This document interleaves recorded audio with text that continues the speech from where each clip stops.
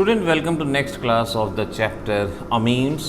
Amines का एक नाम और हुआ करता था नाइट्रोजन कंटेनिंग कंपाउंड या organic chemistry of nitrogen containing compound. तो अगर कहीं सिलेबस में ये organic chemistry of nitrogen containing compound के नाम से आता है तो भी यही मान लीजिए यही चैप्टर है। अमीन्स एंड डाइजोनियम सॉल्ट अब इस चैप्टर का लेटेस्ट नेम होता है। डाइजोनियम सॉल्ट इस चैप्टर में से इस साल के लिए हटाया गया है, लेकिन मैंने जैसे पहले भी कहा था कि डाइजोनियम सॉल्ट की रिएक्शन आपके सिलेबस के लिए है बहुत इम्पॉर्टेंट और उसको हम हेलोएरीन्स के साथ भी पढ़ते हैं और वहाँ पर ये आपके सिलेबस में है। तो डाइजोनियम सॉल्ट को आपने पूरी तरह से सिलेबस में इंक्लूडेड ही मानना है, चाहे बोर्ड की तैयारी कर रहे हो चाहे कॉम्पिटिटिव की तैयारी कर रहे हो। ये बात आप थोड़ी सी ध्यान रखना। पिछले लेक्चर में हम एनसीईआरटी की प्रॉब्लम साथ के साथ भी सॉल्व कर रहे थे और उसके साथ साथ मेथड्स ऑफ प्रिपरेशन की हमने बात की थी। आगे बढ़ते हैं। मेथड्स ऑफ प्रिपरेशन में हमारे पास नेक्स्ट मेथड है गैब्रियल थैलीइमाइड रिएक्शन। गैब्रियल थैलीइमाइड रिएक्शन कहा जाएगा और ये प्योर प्राइमरी अमीन बनाने की एक रिएक्शन है। एग्ज़ाम में अगर क्वेश्चन आता है ना कि give a reaction for the preparation of pure primary amine, तो आपने इस रिएक्शन को मेंशन करना होगा। तो यहाँ पर अलग से ही ऊपर लिख लो कि this is for pure primary amine, highlighted रहेगा तो याद रहेगा, लंबे समय तक आपके दिमाग में बना रहेगा।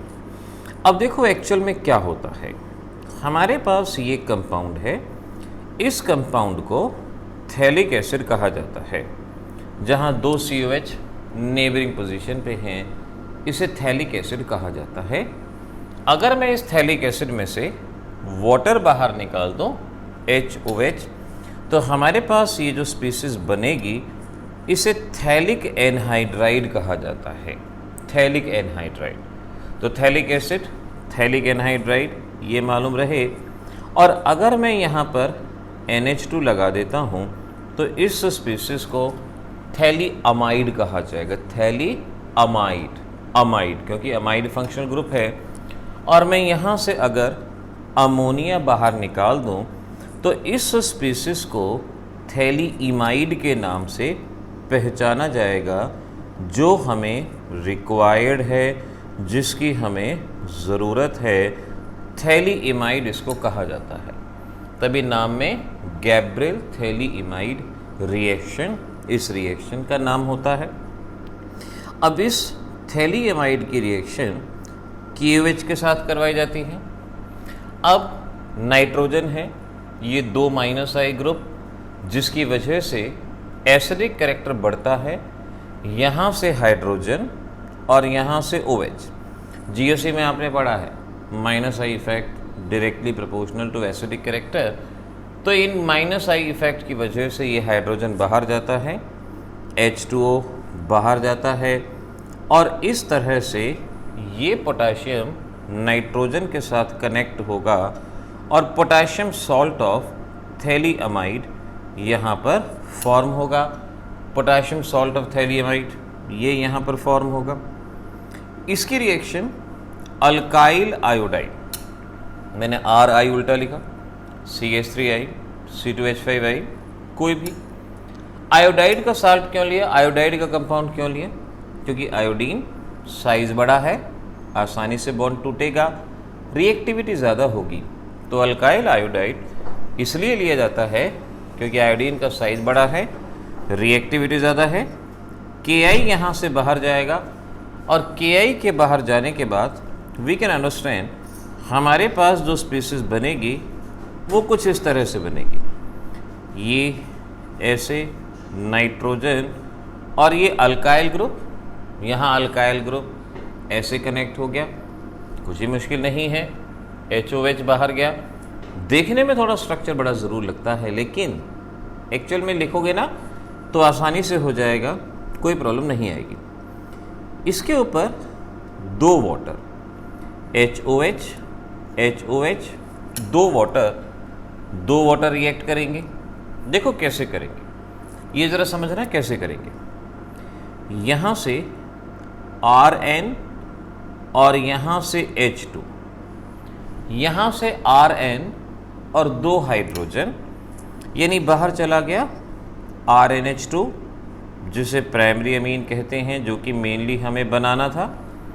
एक OH ऊपर वाले कार्बन से, एक OH नीचे वाले कार्बन से, और इस तरह से थैलिक एसिड यहाँ पर फॉर्म होगा, थैलिक एसिड यहाँ पर बनेगा। So we can say HOH बाहर, Ki बाहर और RnH2, और इस तरह से हम प्योर प्राइमरी अमीन को यहाँ पर बना चुके हैं। ये हमारे पास बन गया। अब इसका क्वेश्चन एग्ज़ाम में जो मैंने कहा यही आता है, give a method for preparation of pure primary amine. Pure primary amine बनाने के लिए एक मेथड आपको बताना है, और ये मेथड आप यहाँ पर बहुत आसानी से बता पाएंगे, ये आपसे हो पाएगा। NCERT एक्सरसाइज, NCERT एक्सरसाइज देखो, ये ऊपर वाले इन टेक्स्ट और नीचे वाली NCERT exercise. Question number 13.3 part number 7, 13.3 part number 7, और एक क्वेश्चन है, Gabriel phthalimide synthesis is preferred for primary amine, यानी आपको गैब्रियल थैलीमाइड रिएक्शन को यहाँ पर बताना है, और ये बहुत आसानी से बताया जा सकता है, कोई भी प्रॉब्लम नहीं आएगी। ऐसे ही question number, this is 13.12, worksheet में 13.12, why can not aromatic primary amine be prepared by Gabriel phthalimide synthesis. तो गैब्रियल थैलीमाइड सिंथेसिस पहले तो ये मान लो कि प्राइमरी अमीन के लिए इस्तेमाल होता है प्योर प्राइमरी अमीन, और वो भी एलिफेटिक प्योर प्राइमरी अमीन।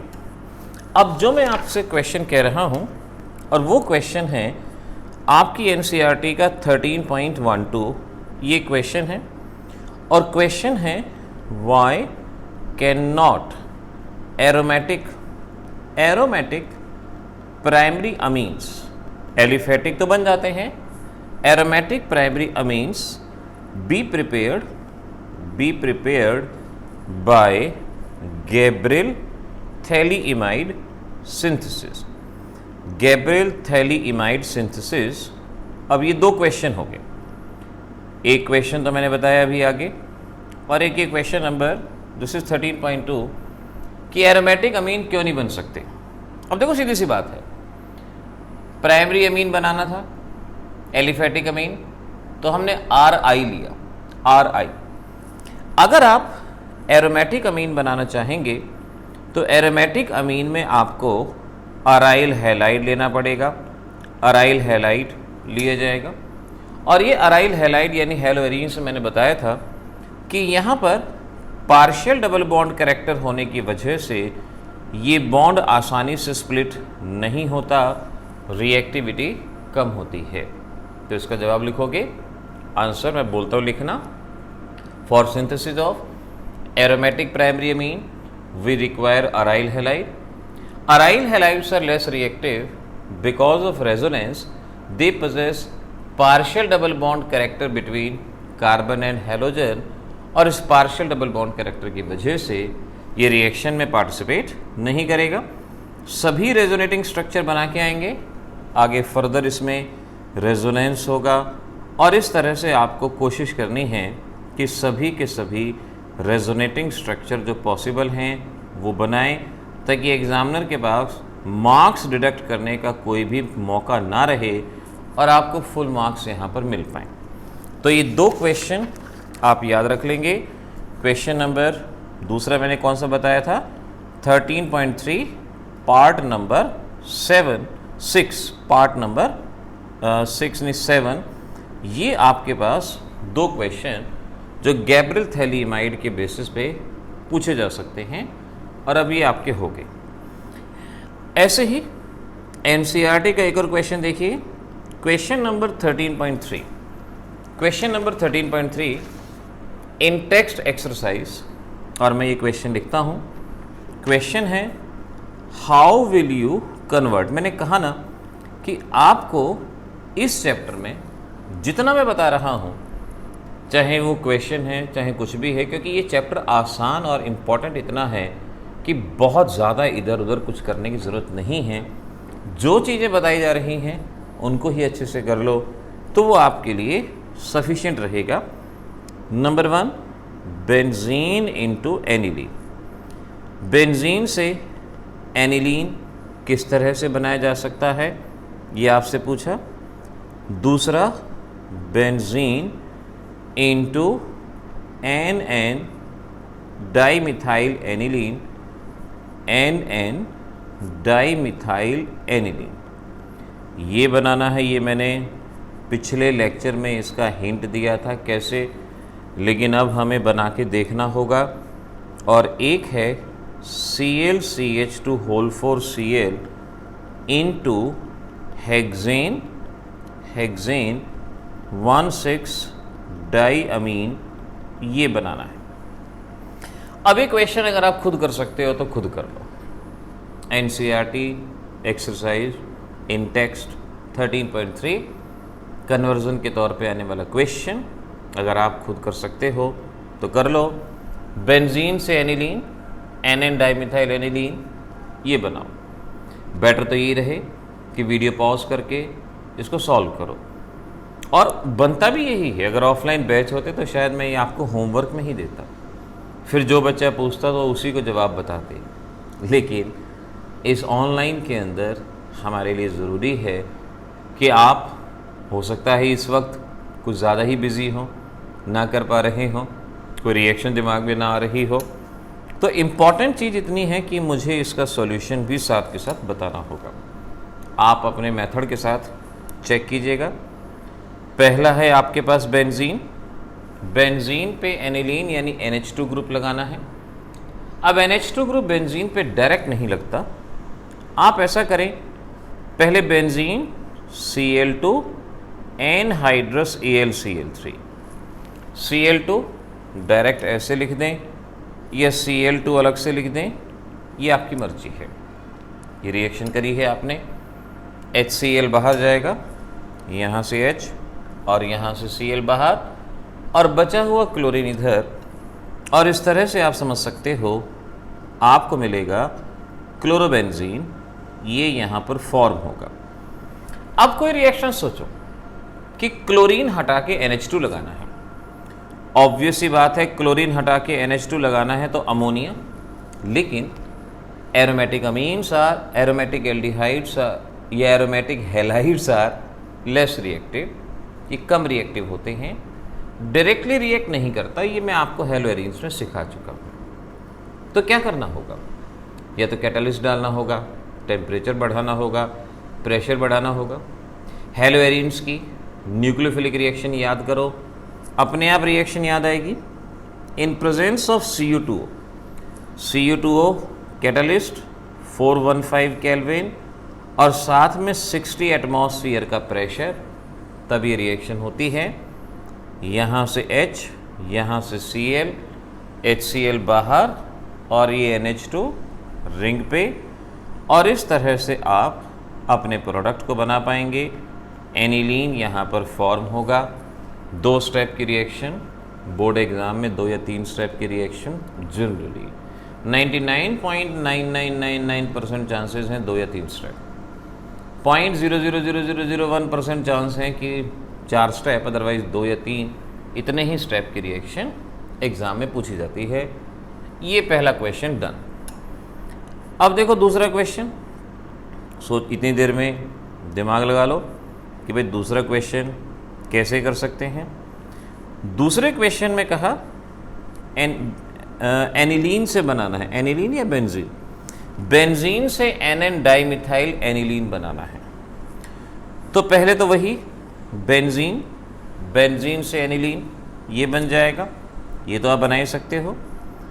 अब क्या करो, NN डाइमिथाइल एनिलीन बनाने के लिए ये हॉफमैन अमोनोलिसिस जैसी रिएक्शन, एक स्टेप में CH3I अल्काइल हैलाइड, HI बाहर चला जाएगा, HI बाहर, CH3 कनेक्ट, और इस तरह से ये N मिथाइल एनिलीन बना। N मिथाइल एनिलीन, हमें एक और मिथाइल लगाना है, तो एक और CH3I, चाहो तो उसी स्टेप में ट्वाइस CH3I दिखा सकते हो।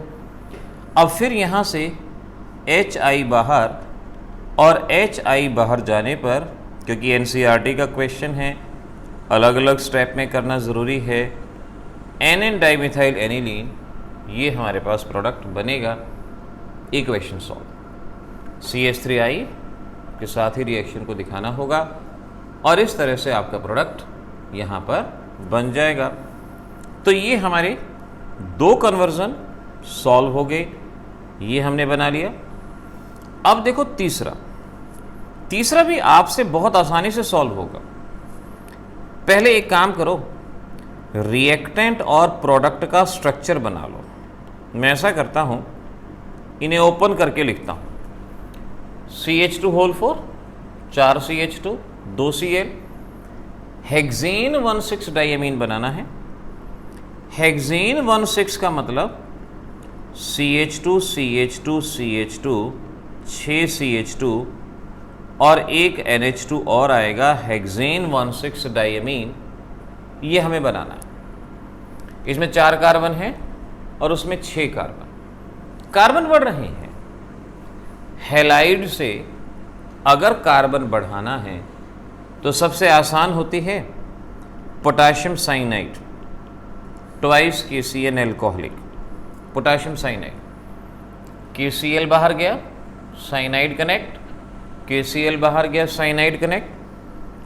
और इस तरीके से आप देखेंगे कि CH2 तो 4 ही हैं, लेकिन 2 साइनाइड यहाँ पर और आगे, 2 साइनाइड।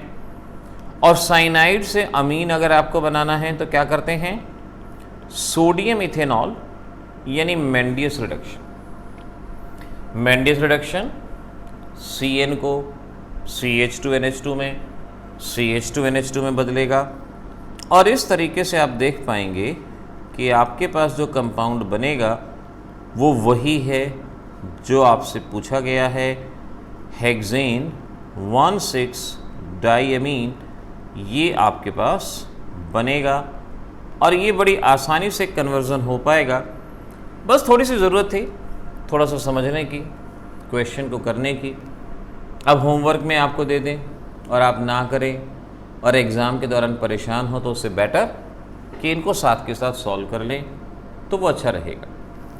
मेथड ऑफ प्रिपरेशन हमारे ऑलमोस्ट ख़त्म हो चुके हैं, इतने ही करने हैं, इससे ज़्यादा करने की कोई ज़रूरत नहीं है। एक और क्वेश्चन NCERT में से ले लिया जाए ज़रा, क्वेश्चन नंबर 13.9।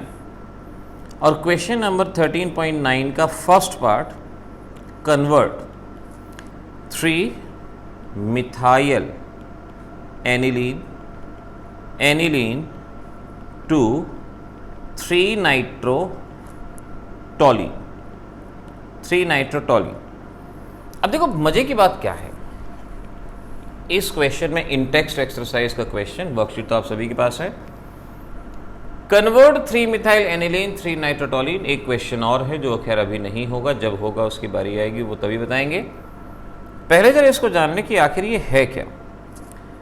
3 मिथाइल एनिलीन का मतलब ये हुआ कि ये एनिलीन है और 1 2 3 यहाँ CH3, और 3 नाइट्रोटोलीन का मतलब टोलीन और ये NO2, यानी मेन क्या होना है, NH2 की जगह NO2। मेन चेंज है कि NH2 ग्रुप की जगह पे NO2 ग्रुप आना है इसकी जगह। अब ये NCERT का क्वेश्चन है। अगर थोड़ा सा पिछले टॉपिक्स में आप सोचो, क्या कोई रिएक्शन है जहां एनिलीन में NH2 हटा के NO2 लगाया? हमने किया है। डाइज़ोनियम सॉल्ट की रिएक्शन में हमने ये किया है। अच्छा, ऐसा करता हूँ कि मैं ना पहले सीक्वेंस बना देता हूँ और देखते हैं कि क्या आप उसमें प्रोडक्ट बता सकते हैं। NaNO2HCl, NH2 है और NaNO2HCl, डाइएज़ोटाइजेशन। सोच के देखो क्या होता है, और फिर उसके ऊपर AgONO और बना के देखो क्या बनता है, A और B। सिर्फ 2 स्टेप, इन 2 स्टेप को पूरा कर लो और देखो कि क्या आपका डिज़ायर्ड प्रोडक्ट बनता है या नहीं बनता, या कहीं कुछ और चेंज लाने की ज़रूरत है। ये देखो डायज़ोनियम सॉल्ट, तो ये क्या बनेगा N2 पॉजिटिव Cl नेगेटिव, और यहाँ पे ये CH3, क्योंकि फंक्शन ऑफ रिएजेंट याद होना चाहिए और इस रिएजेंट का फंक्शन यही है, ये ऐसे AgONO याद करो, ये भी डायज़ोनियम सॉल्ट की रिएक्शन में था कि यहाँ से AgCl बाहर जाता है, N2 बाहर जाता है, और ये नाइट्रोजन रिंग से कनेक्ट होता है, ये नाइट्रोजन, और इस तरह से ये बेंजीन पे NO2 और CH3 तो है ही, ये हमारा डिज़ायर्ड प्रोडक्ट यहाँ पर बनेगा। अब फालतू में इन रिएक्शन को बहुत मुश्किल मान लिया जाता है, लेकिन अगर सामने सॉल्व है तो आपको खुद भी लगेगा अरे ये तो आती थी रिएक्शन, मानते हैं आपको आती थी और अब और अच्छे से आ गई, हम ज़रूर मानते हैं। तो ये भूलने की रिएक्शन नहीं है, ये प्रोसीजर आपको कोशिश करनी है कि इसी तरह से आपको याद रहें। तो ये मेथड ऑफ प्रिपरेशन के साथ साथ कुछ इम्पॉर्टेंट रिएक्शन थी जिनके बारे में यहाँ बताया गया। चलो कोई नहीं, आगे बढ़ते हैं। Chemical properties. अब केमिकल प्रॉपर्टीज़ में सबसे पहली चीज़ बेसिक नेचर। बेसिक नेचर देखो, जहाँ तक अमीन्स की बात है, अमीन्स में चाहे प्राइमरी हो चाहे सेकेंडरी हो, एक लोन पेयर प्रेजेंट होता है, और अगर किसी में लोन पेयर प्रेजेंट है तो उसे लुईस बेस कहा जाता है, ब्रॉन्स्टेड बेस कहा जाता है, अर्हीनियस बेस कहा जा सकता है। अगर ये आपके पास अमीन है और मैं कहता हूँ कि भाई हमने इसको पानी में डाला, HOH वाटर, तो ये क्या करता है, इसके प्रोटॉन को गेन करता है, बल्कि मैं इस रिएक्शन को पूरा ही लिख देता हूँ। ये क्या करता है, ये इसके प्रोटॉन को गेन करता है, प्रोटॉन को, इस वाले को, और बनाता है RNH3 positive, RNH3 positive. 11th में एसिड बेस कंसेप्ट पढ़ा है, जो प्रोटॉन को कैप्चर करता है उसे ब्रॉन्स्टेड बेस कहा जाता है, ब्रॉन्स्टेड बेस। तो ये प्रोटॉन को कैप्चर कर रहा है, इस वजह से ब्रॉन्स्टेड बेस है। क्योंकि इसके पास लोन पेयर है, जिसके पास लोन पेयर होता है उसे लुईस बेस कहते हैं, ये लुईस बेस भी है। और जब H पॉजिटिव गेन कर लेगा तो ये OH नेगेटिव का रिलीज करेगा, OH नेगेटिव यहाँ पर लॉस होगा, और जो पानी में OH आयन देता है उसे अर्हीनियस बेस कहते हैं। तो देखो ये मजे की बात, ऐसा एग्जाम्पल सामने आ गया जो हर तरह के एसिड बेस कंसेप्ट को एक्सप्लेन करता है। अगर आपसे पूछते हैं भाई अमीन्स आर अर्हीनियस बेस क्यों, तो आप कहोगे because amines gives OH ion in water, that is why they are Arrhenius base. आपसे कहें कि अमीन्स आर ब्रॉन्स्टेड बेस क्यों, तो आप कहेंगे because they capture proton, that is why they are Bronsted base. फिर आपसे कहेंगे कि amines are Lewis base, why, you can say because they possess lone pair and they can donate lone pair, that is why they are Lewis base। इस तरह से तीनों basic character यहाँ पर पहचाने जाते हैं, और इस OH आयन को टेस्ट भी किया जा सकता है, डिस्टिंग्विश भी। अगर आप इस सॉल्यूशन में बाहर से FeCl3 डालते हैं, FeCl3 इन OH आयन के साथ रिएक्ट करता है और फेरिक हाइड्रोक्साइड के प्रेसिपिटेट मिलते हैं, फेरिक हाइड्रोक्साइड के यहाँ पर प्रेसिपिटेट फॉर्म होते हैं। आपके पास एक टेस्ट ट्यूब है, टेस्ट ट्यूब में प्राइमरी अमीन है, थोड़ा सा पानी डाला, पानी डाल के आपने उसमें FeCl3 डाल दिया। अगर उसमें प्रेसिपिटेट आ गए तो आप कहेंगे अमीन्स आर कन्फर्म, इनके पास OH ग्रुप है, इस वजह से इनको वहाँ पर कन्फर्म कहा जाएगा, ये वहाँ पे कन्फर्म हो जाएंगे। चाहो तो रिएक्शन को आप कंबाइन करके भी लिख सकते हो। ये देखो यहाँ 3 OH, वहाँ 1 OH, मल्टीप्लाई बाई 3, OH से OH कैंसल आउट, तो ओवरऑल रिएक्शन देखो क्या बनी, R NH2 वाटर, और 3 से मल्टीप्लाई किया है तो thrice R NH2 thrice water, FeCl3 gives you R NH3 gives you R NH3 positive, FeOH whole thrice precipitate और thrice Cl नेगेटिव, ये यहाँ पर हमारे पास बन रहा है। RNH3Cl नेगेटिव मिला के सॉल्ट भी बना सकते हैं। इस तरह से ये ओवरऑल रिएक्शन बताई जाएगी। और अभी ध्यान रखना है distinguishing test, this is the distinguishing test for amine. Amines के डिस्टिंग्विशिंग टेस्ट में इसका इस्तेमाल होगा।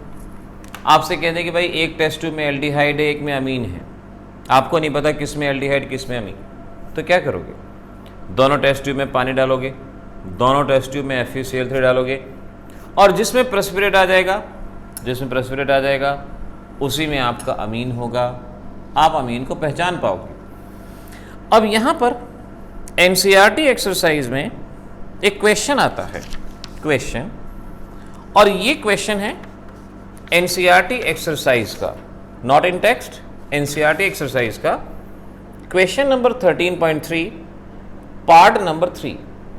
अब इस बात को आपने खुद ही लिखना है, 13.3 पार्ट नंबर 3, और इस क्वेश्चन में कहा गया है methyl amine in water reacts with ferric chloride. आप क्या करोगे, R की जगह मिथाइल ग्रुप लिख दोगे, और मिथाइल ग्रुप लिखने के बाद ये पूरी की पूरी रिएक्शन वहां पर एज इट इज आपको लिख देनी है, पूरी की पूरी। ध्यान से, कई बार ये रिएक्शन सिर्फ लास्ट स्टेप ही बच्चे लिखना प्रेफर करते हैं, लास्ट स्टेप की बजाय पूरी रिएक्शन को लिखने की कोशिश की जाए तो वो ज़्यादा बेटर रहेगा। पूरी रिएक्शन ही वहाँ पर अगर मेंशन की जाए तो ज़्यादा अच्छा है। जैसे मैं इस रिएक्शन को पूरी तरह से लिखता हूँ, आप देखना, और इसी तरह से मिथाइल अमीन कहाँ है, तो R की जगह मिथाइल ग्रुप आएगा, CH3NH2, वहाँ भी R की जगह मिथाइल ग्रुप आएगा, ऐसे, और फिर दोनों को ऐड किया तो यहाँ R की बजाय मिथाइल थ्राइस CH3, और यहाँ भी R की जगह पे थ्राइस CH3। बैलेंसिंग का ध्यान रखना, यहाँ ऊपर भी थ्राइस। इस तरीके से मिथाइल अमीन वाटर की प्रेजेंस में FeCl3 के साथ रिएक्ट करेंगे और आपको वो प्रेसिपिटेट मिल जाएगा। हाइड्रेटेड फेरिक ऑक्साइड भी कहा जाता है, या फेरिक हाइड्रोक्साइड भी आप इसको कह सकते हैं, बात एक ही है। तो क्वेश्चन नंबर 13.3 पार्ट नंबर 3 अक्सर एग्जाम्स में आने वाला ये क्वेश्चन है। एग्जाम में क्वेश्चन आया, how will you distinguish, how will you distinguish between CH3 CHO and CH3 NH2, दोनों में डिस्टिंक्शन कैसे करेंगे, तो यही रिएक्शन लिख देंगे कि CH3 NH2 FeCl3 के साथ प्रेसिपिटेट देगा, लेकिन CH3 CHO नहीं देगा, और इसी तरह से आपको रिएक्शन लिखनी होगी। एग्जामिनर ही नहीं, जिंदगी में कोई भी हो, हर इंसान वैरायटी ढूंढता है, तो एग्जामिनर भी क्वेश्चन की वैरायटी ढूंढते हैं। कई बार क्वेश्चन खुद से फ्रेम कर दिए जाते हैं, ज़रूरी नहीं है कि वो क्वेश्चन आपके बुक में हो। अगर आपने उसको सही ढंग से पढ़ा हुआ है तो एग्जामिनर की इंटेंशंस को समझते हुए आप बहुत आसानी से इस तरह के सवालों का जवाब दे सकते हैं, ये आंसर दिया जाएगा। ऐसे ही देखो, आपसे पूछ लेंगे एक्शन ऑफ HCl, अमीन पे एक्शन ऑफ HCl पूछ लिया। अब देखो, ये है RNH2 HCl, ये बेस है, ये एसिड है। अगर एक बेस है और एक एसिड है तो क्या होता है, सॉल्ट बनता है।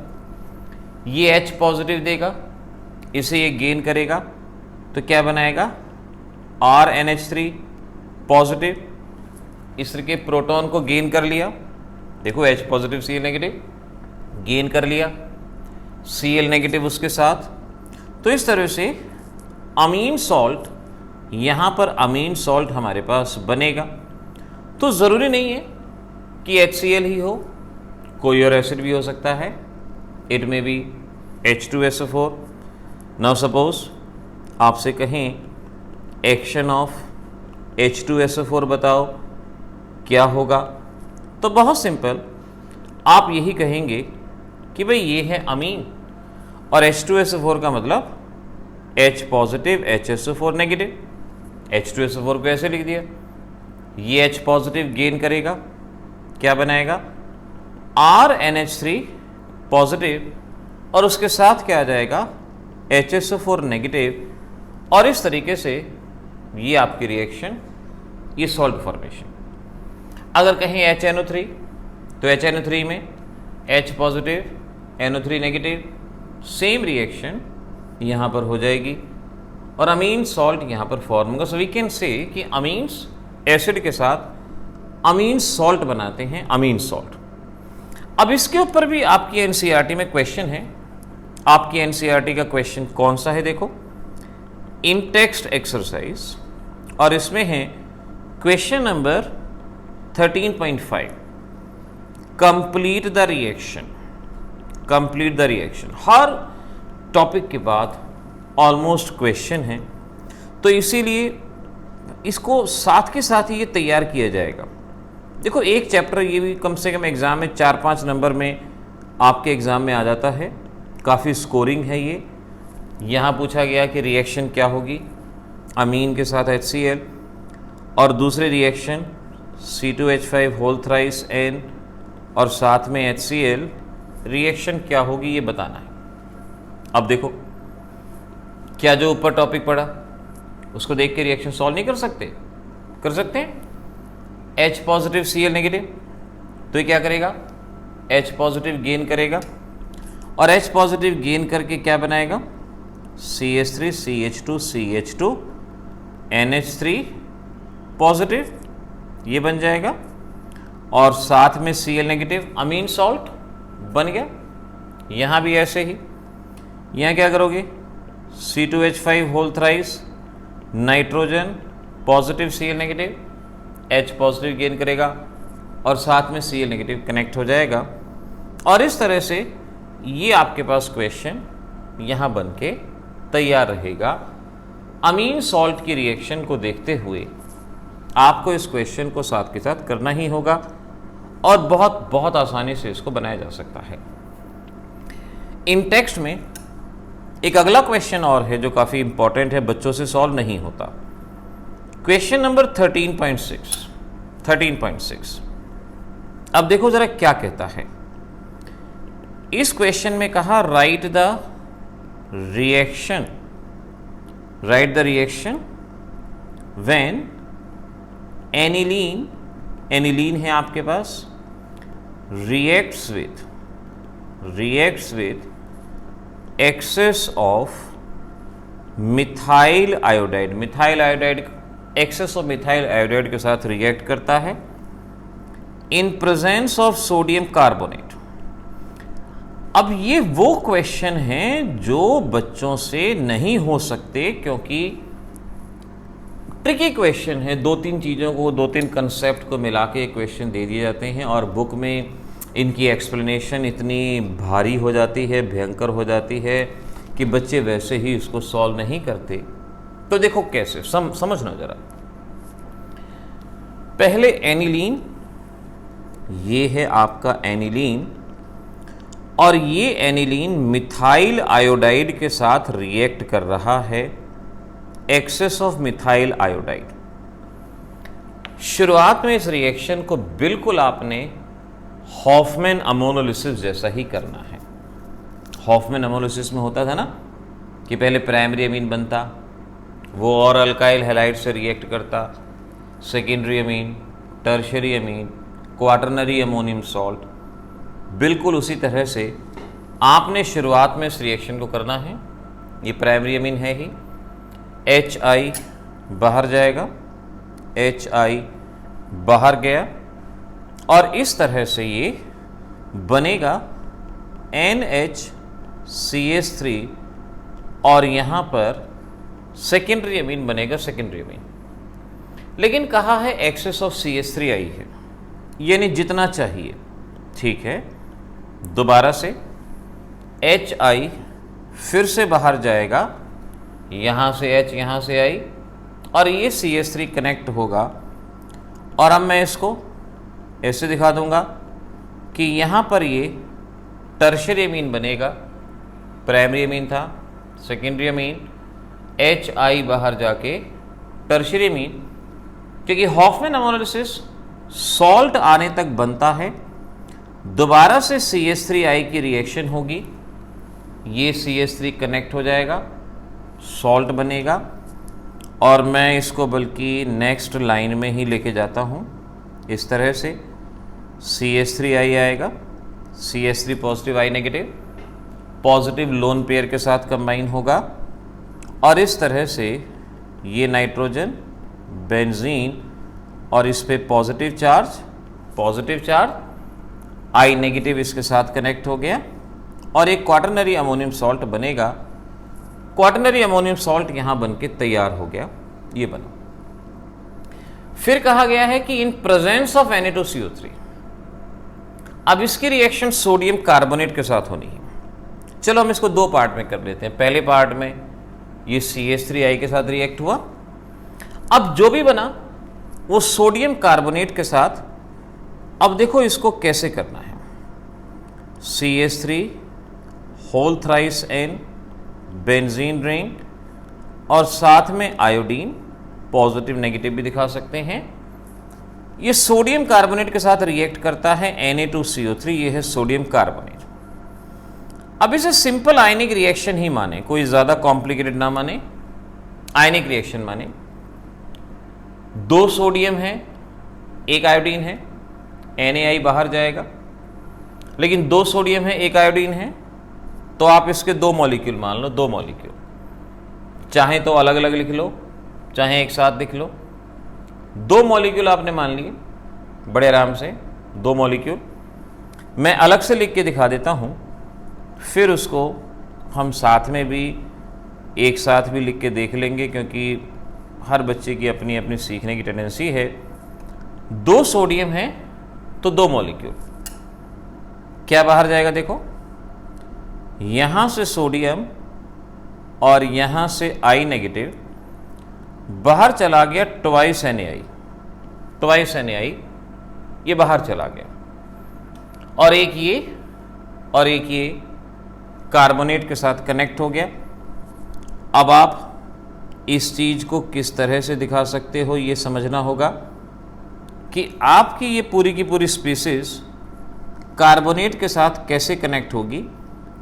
CH3 होल थ्राइस नाइट्रोजन, और ये क्योंकि दो हैं आपके पास तो यहाँ दो लिख दिया, ये दो है ना, दो लिख दिया, और साथ में CO3 तो क्वाटरनरी अमोनियम सॉल्ट के दो मॉलिक्यूल और CO3, ये इस तरह से यहाँ पर लिखेंगे और ये आपका फाइनल प्रोडक्ट होगा। अब खुद सोच के देखो, जब ये क्वेश्चन आएगा, छोटा सा क्वेश्चन है, मैक्सिमम बच्चों से सॉल्व होता ही नहीं है, क्योंकि सही ढंग से कहीं एक्सप्लेन होता ही नहीं है। आपने पहले हॉफमैन अमोनोलिसिस की तरह HI बाहर क्वाटरनरी अमोनियम सॉल्ट बनाना है, और फिर क्वाटरनरी अमोनियम सॉल्ट के दो मॉलिक्यूल, चाहे तो अलग अलग लिखो, नहीं तो इनको इकट्ठा ही लिखा जा सकता है। कैसे, बस बाहर ट्वाइस लिख देना है, दो मॉलिक्यूल, ट्वाइस NaI बाहर, और ये दो इस तरह से कंबाइन, और ऐसे हम देख पाएंगे कि हमारा प्रोडक्ट ये बन रहा है। ये आपका प्रोडक्ट यहाँ पर फॉर्म होगा। तो इस क्वेश्चन को आप इस तरह से सॉल्व करेंगे, भूलेंगे नहीं, ये आना चाहिए। होमवर्क में मैं दो क्वेश्चन दे रहा हूँ, आपने इन दोनों क्वेश्चन को ट्राई करना है। In text question number 13.7, question number, now this is question number 13.8। Question number 13.8 में आइसोमर बनाना, बस सिर्फ आइसोमर बनाना। C3H9N दिया गया है, उसका आइसोमर बना के दिखाना है कि कितने आइसोमर बनेंगे। आइसोमर बनाना मैं आपको सिखा चुका हूँ। और पहले में कहा गया है कि एनिलीन बेंजोइल क्लोराइड के साथ रिएक्ट कर रहा है, किस तरह से रिएक्ट करेगा। और होमवर्क में एक और क्वेश्चन मुझे लिख के दिखाना, कार्बाइल अमीन रिएक्शन क्या होती है। पहले करवा चुका हूँ, याद है या नहीं, क्योंकि अगले लेक्चर में हमें इसकी ज़रूरत पड़ने वाली है। ये 3 चीज़ें होमवर्क में सॉल्व करना। इस क्लास में इतना ही, मिलेंगे अगली क्लास में, तब तक के लिए ऑल द बेस्ट।